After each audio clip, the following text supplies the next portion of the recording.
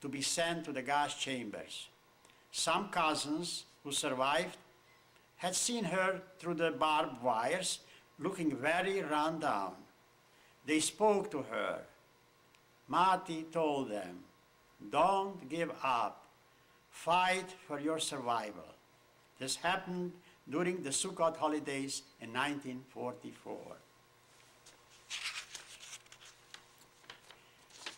My oldest brother, Wolf Leif, Zev Yehuda, Ludwig Hollender, was born on September 24, 1919 in Vyšný Remety, Czechoslovakia. He was quite good-natured and studious, attended secular schools and yeshiva at the same time. Despite of the big load, he made good progress in both studies.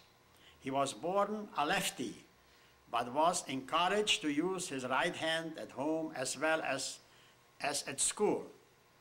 Had shown artistic talent already as a young boy. When he engaged in creativity, activity, carving or painting, he used only his left hand. At the age of 15, he was sent to yeshiva of Nitra, Slovakia. He studied there with the famous Rabbi Ungar until the year 1938, when that territory was occupied by the Nazis. The yeshiva was, until the year 1938, when that territory was occupied by the Nazis, the yeshiva was open. Soon, Zev Yehuda had to interrupt his studies and leave Nitra. At home, he wanted to be useful in the Jewish community, so he gathered young boys and had classes with them every day at the local synagogue. He had groups that learned the alphabet, Chumash, Rashi, etc.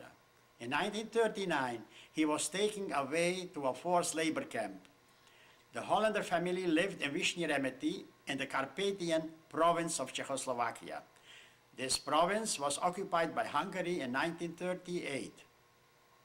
The Hungarian regime that collaborated with the Nazis organized forced labor camps. They gathered all young Jewish men of family age, men of military age, put them in uniforms and sent them to camps, from where work battalions were dispatched to places wherever they were needed. When the Nazis occupied Poland and part of Russia, the camps were moved to the military front, digging ditches, repairing bridges, and etc. During the time when Yehuda was still in the territory of Hungary, he wrote home regularly, and the family was able to send him parcels once in a while. Once he sent home a wooden carved open old siddur that he made, a real masterpiece. Somebody would guess that it was carved centuries ago and could be sold in an antique shop.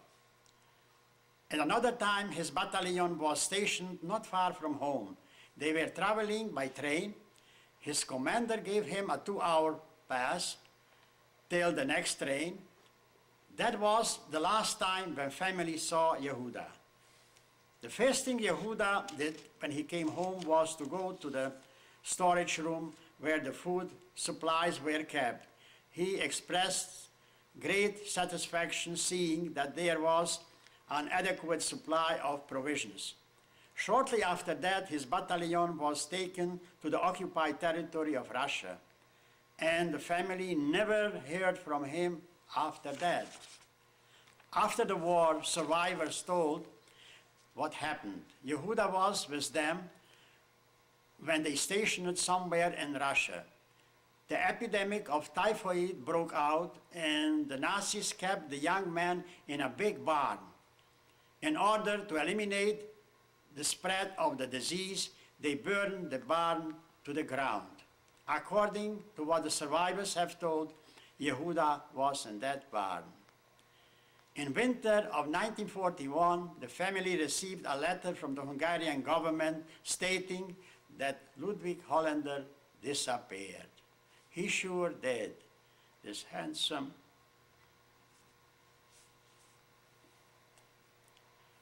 from young man was the first casualty that the Hollender family suffered. Now, my other brother, older brother Samuel, Sholem Zishe, we called him. He was born on January 7, 1923 in Vyšný Remety, Czechoslovakia. He was the best-looking baby in our family. When he was a few months old, he had some breathing difficulty and developed a wheeze. We could hear him breathing from far away because of his whistle, like wheeze. Doctors said that he would outgrow it, and he did. His wheeze transformed it into a beautiful singing voice. Shuli, as we called him, was a very handsome boy. In school, he wasn't the best student, but he sang so beautifully that he became quite famous. When he was 7 years old, the Chazan from the big synagogue in Munkac came to visit our parents. With their permission, he left and stayed in Munkac at the home of the Chazan and sang with the choir.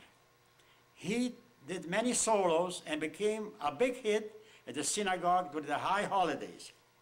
Later, when Shuli was 11 years old, an agent got a hold on him and with our parents' permission went on a tour of concerts performing as the second Jossela Rosenblatt. All this fame went into his head, so our father made a stop to all that performances. Shuli was put to a good yeshiva, and of course he attended secular schools at the same time. He still concentrated on music. At our house, there was constant singing going on. Shuli was always practicing or listening to records of famous chazonim. Later, he was studying with the cantor of the great synagogue in Berehovo and was ready to sing again when his voice changed from a soprano to a most pleasantly sounding lyrical tenor. Our father still wanted Shuli to become a Ben Torah, so he sent him to the Nitra Yeshiva, where his older brother Yehuda was quite successful. Rabbi Ungar soon discovered that both brothers are knowledgeable in conducting services, Torah reading, and blowing the shofar. He always recommended them to the leaders of those synagogues which didn't have a cantor for the high holidays.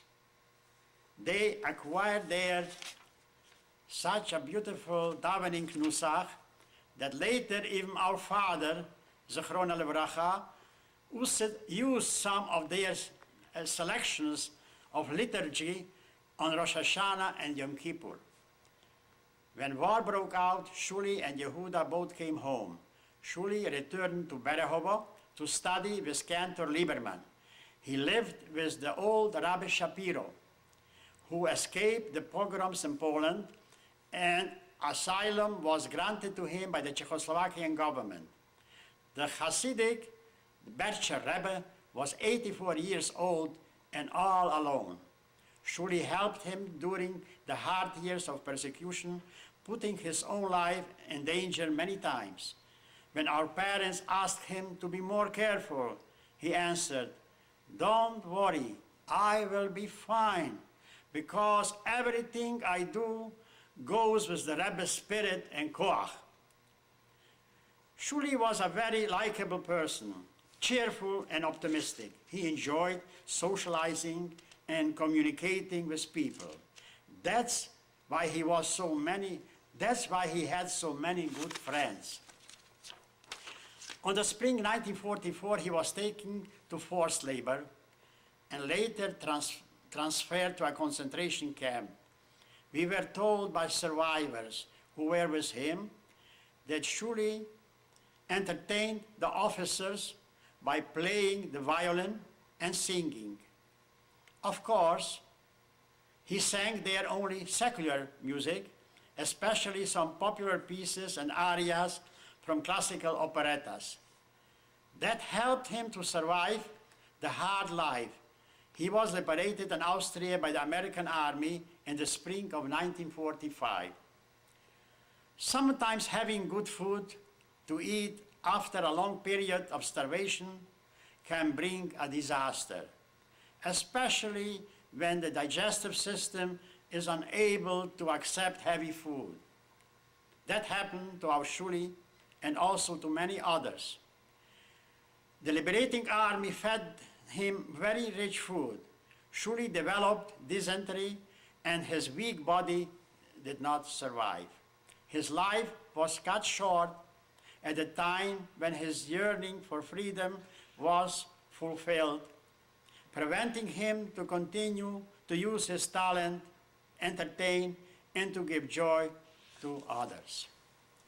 And my youngest sister, we called her Henchi, Hermina Hollender. She was born on October 28, 1928, in the same place. She was the youngest child in the family.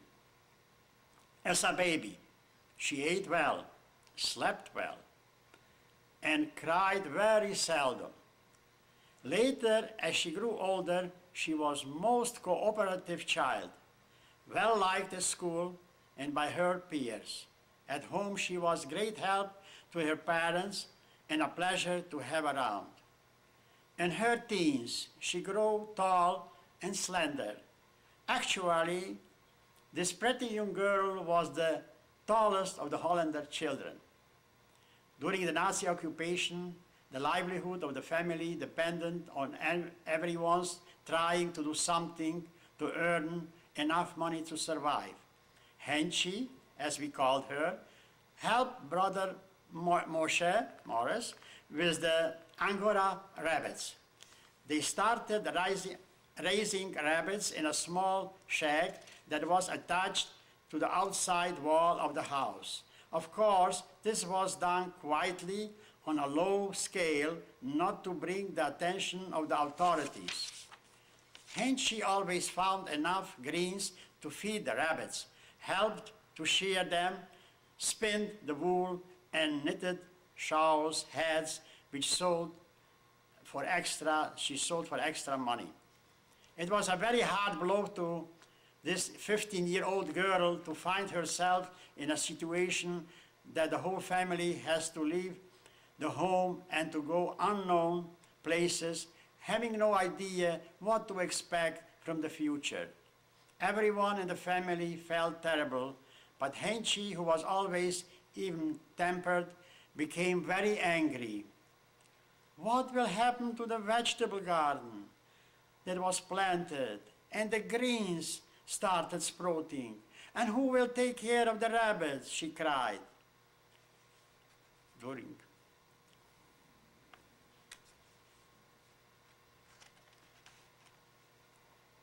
During that beautiful spring morning, the family sat on the front porch, trying to console one another.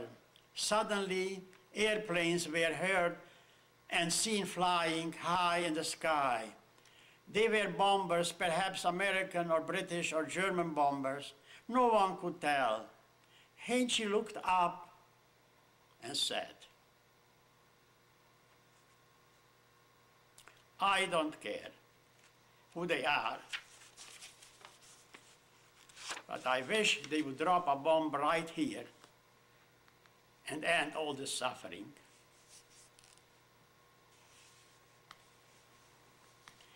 In Auschwitz, she was together with cousins. Some of them survived. And we learned from them that in January 1945, the Nazis were liquidating the camp and the inmates were marched to another one that was further from the front line. During this march, on the cold winter day, Henchi dressed poorly